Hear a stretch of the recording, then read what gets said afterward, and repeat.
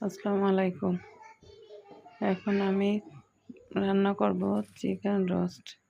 তার জন্য মুরগি কেটে ধুয়ে নিয়েছি। এবার মুরগির মধ্যে সামান্য লবণ আর একটু লেবুর রস দিয়ে মাখিয়ে পেঁয়াজ ভেজে গরম মশলা তেজপাত এলাচ দিয়ে একটু নেড়ে মুরগিগুলো দিয়ে দিলাম। মুরগিগুলো নেড়ে চেড়ে সামান্য ভেজে নিব।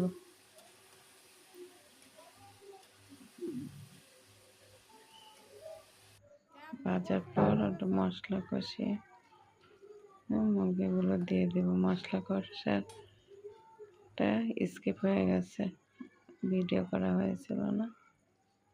কেমন লাগলো সবাই জানাবে।